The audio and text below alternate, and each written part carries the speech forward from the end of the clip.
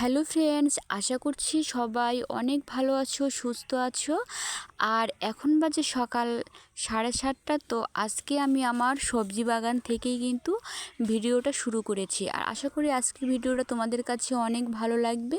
তো পুরো ভিডিওটি স্কিপ না করে দেখার জন্য অনুরোধ রইল।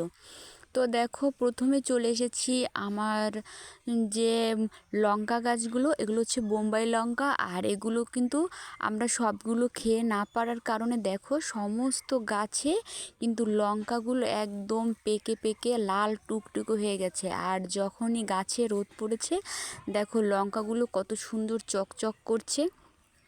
আর নিজের গাছের লঙ্কা এভাবে তুলতে কিন্তু অনেকটাই আনন্দ। তো আমি ভিডিও করছিলাম বলে তোমার দাদাকে বললাম লঙ্কাগুলো তুলতে, তো সে সবগুলো লঙ্কা গাছ থেকে তুলে নিয়েছে। আমরা কিন্তু আশেপাশের সবাইকেও খেতে দিয়েছি, তারপরও দেখো প্রচুর লঙ্কা হয়েছে। একবারে এতগুলো লঙ্কা খেয়ে পারিনি। এখন এগুলো তুলে নিয়ে ফ্রিজে রেখে দেবো, তাহলে কিন্তু নষ্ট হবে না আর অনেক দিন খাওয়া যাবে।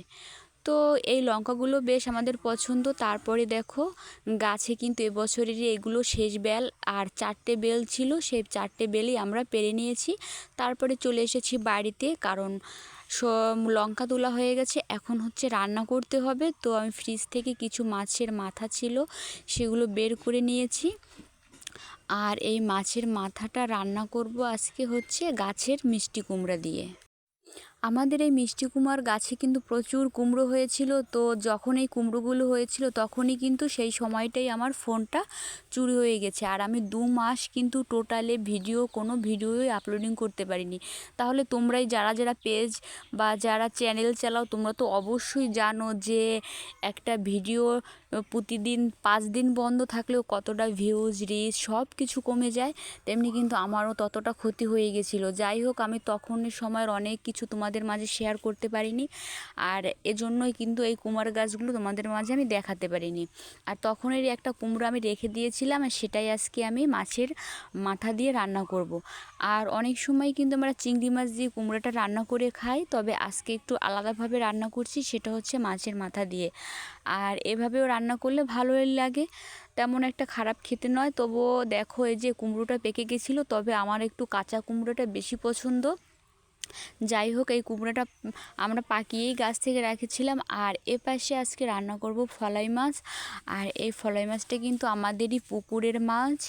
তো দেখো মাছটাও ভেজে আমি একদম সিম্পল সবই রান্না করছি। তো গরমে সব সময় আমরা সিম্পল খাবার খাওয়ার চেষ্টা করি, তবুও দেখা যায় যে মুখে কোনো কিছুই ভালো লাগে না। যাই হোক, দেখো রান্নাটা শেষ করে নিয়েছি। তারপরে আমি এখন যাব হচ্ছে আমাদের মুগ ডালের খেতে। আমাদের গ্রামে যা কিছুই থাকুক না কেন, আর আমরা যা কিছুই লাগিয়ে থাকি, আমি কিন্তু চেষ্টা করি সেগুলো তোমাদের মাঝে শেয়ার করার। তো দেখো আমাদের মুগ ডালের ক্ষেতটা কিন্তু অনেকটাই বড়, আর এই জায়গাটা খুব সুন্দর, খুবই। আর এই ডালগুলো কিন্তু আমাদের অঞ্চলে মহিলারা যারা পরের কাজ করে তারা কিন্তু তুলে দেয়। তারা তুলে দিয়ে তারা কিন্তু পয়সা নেয় না, এটা কিন্তু তারা তুলে দিয়ে আমাদের কাছ থেকে অর্ধেক ডাল নিয়ে নেয়, আর অর্ধেক বাকিটার যে ডাল আমাদের দিয়ে যায়। তো তোমাদের মাঝে আমি ডালগুলো দেখাবো বলে একটু মাঠে চলে এসেছি, আর এসে একটু ভিডিওটা করে শেয়ার করলাম। আর এই দেখো ডালগুলো কিন্তু বেশ ভালোই আমাদের গাছে হয়েছে।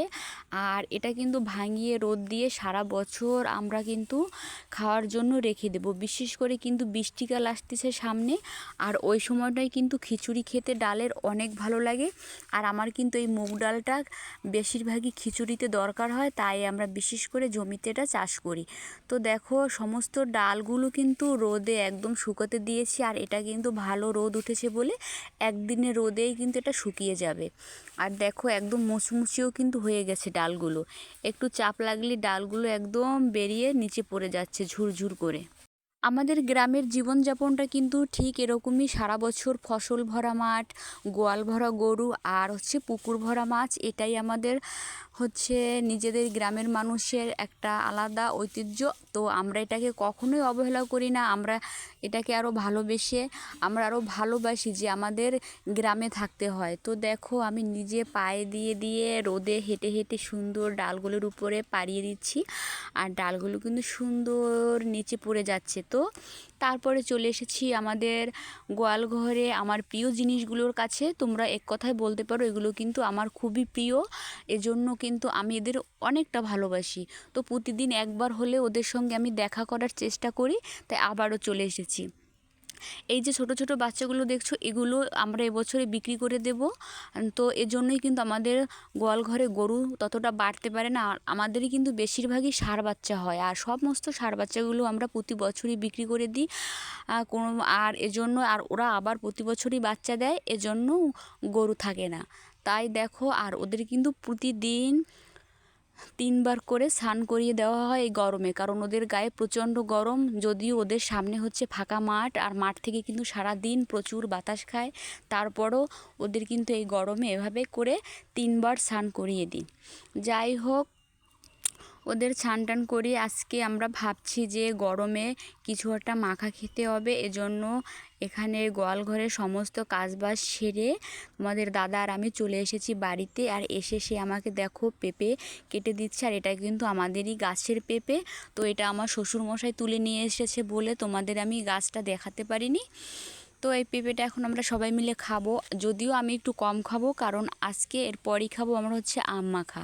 আমার পাশের বাড়ির একটা ননদ আছে, ওকে আমি ডেকে নিয়েছি, যা কিছুই মাখা খাই ওকে কিন্তু ডেকে আনি। তো দেখো চলে এসেছে।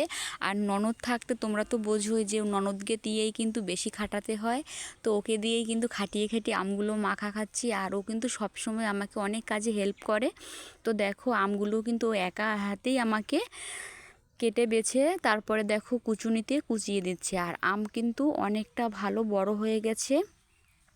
এভাবে করে আমরা কিন্তু শুধু আম মাখাই খাই না, আমের জুস করেও খাই, কারণ গরমের দিনে কিন্তু এটা খেতে অনেকটাই, তোমরা সবাই কম বেশি জানো যে আম মাখাটা কত টেস্টি, আর আমের জুসটা কিন্তু আরও খেতে ভালো।